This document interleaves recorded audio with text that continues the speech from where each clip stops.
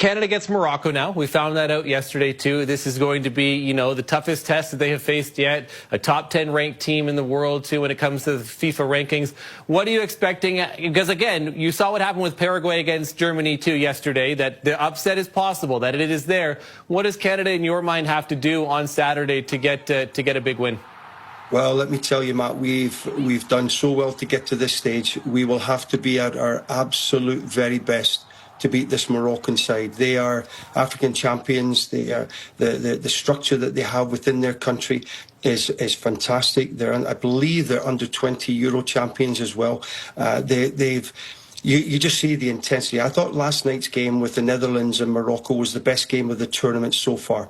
The passion, the aggression that both teams played with was fabulous. From the first whistle to the last, I called it big boys football last night. The national team are going to have to play big boys football on Saturday morning time out here in BC. But we're capable of doing it. We're capable of causing an upset. We have some world-class players. They cannot leave anything on this pitch on Saturday, or it could be a heavy defeat. That's how highly I rate this Morocco team. How do you think Jesse Marsch is feeling after watching that? Watching the intensity of Morocco as well, staying in it right until the very end, pulling off the win. Do you think Marsch's anxiety is a little high right now?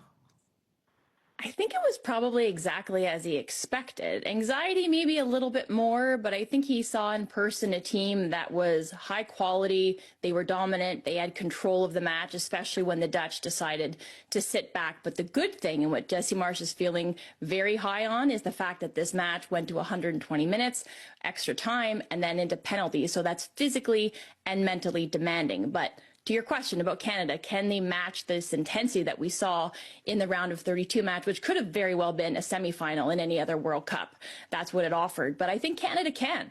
But can they match their quality? And can Canada sustain that type of intensity? That's a little bit different. So, but the principles that we saw with Morocco and this intensive, aggressive style are akin to the foundational tenets of Marsch's very own system: athletic, aggressive, physical, pacey. And the Dutch figured it out with a really combative approach until they sat back, as I mentioned, and allowed Morocco to dictate completely. But I think inspiration might also lie in like the caginess, the cynicism that we saw with Paraguay slaying a giant versus Germany. But the reality of this fixture, and Ollie, you can speak to this as well, it's a knockout match. Anything can happen in knockout football. And with everything on the line, can Canada be suffocating and aggressive, but also belligerent and organized, and absorb that pressure, gain power, and then apply it and pick their spots, be it pressure or going quick and vertical on the counterattack? I think that's where the keys to the match lie. Yeah, I agree with that. And Canada, look, they've got a chance. They're here for a reason. You certainly don't write them off. But I think this is going to be an incredibly difficult game. Like, I love this Morocco team. I won't love them on Saturday, but the rest of the time, I've really enjoyed watching them at this tournament. And I think if they do get the edge over Canada, you know, in this game, obviously you'd expect them to play France next, which will be a massive test, but you wouldn't rule them out. I think they're that good. This may not be like a traditional powerhouse, obviously, that's won a World Cup or been deep on many occasions before 2022. But now that this is a top 10 team in the world for me, I don't think there's much doubt about that with the quality they've got at all positions. Like Amy touched on, they're fast, they're athletic, but they've also got some brilliant technical players, you know, players who are crafty in tight spaces, more powerful players in open spaces with great quality, you know, striking the ball.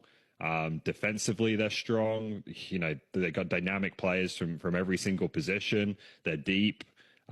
Really understand how good this Morocco team is. So just a massive task in front of Canada this weekend. You know, Ollie, against a team like Morocco, do you just continue playing Marsch ball? Does he have to make any kind of tactical adjustments with other teams that we've also seen so far in this World Cup doing that when they know they're going up against a powerhouse?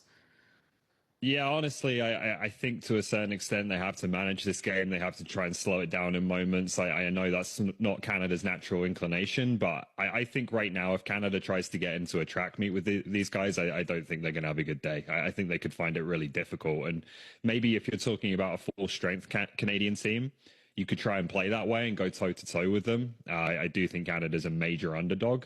And so this game at times is going to be about surviving, staying in it, and trying to find your moments to punch. Yeah, I would agree with that. Like if Ollie, you saying if they try to get into a track meet with Morocco, they're going to lose and might also be embarrassed. I don't think that's the approach that they're taking. It's not foundational to how they're approaching this match. But I would just like to say, over the course of this World Cup, throughout the group stage, and then even in the round of 32 match versus South Africa, they've made history, but have we seen the true identity of this team? Like up until he made substitutions, like maybe the first 70 minutes versus South Africa. So you need a heavy dose of pragmatism when you're entering this match, but also a check-in and a return to that identity. And you need much more quality on the ball and the speed of play. You saw that in the moments that Canada had versus South Africa, where you found the space between the lines, you found that vertical pass, but then it was the first touch that was letting them down, or maybe the choice of footwear on that SoFi turf, but the ball was stuck under their feet at that point. So I don't think you need to stray too far from what has brought you success over the 2 years under Marsh, but clearly there are some tweaks that you have to make when you know you're facing such a formidable opponent like Morocco.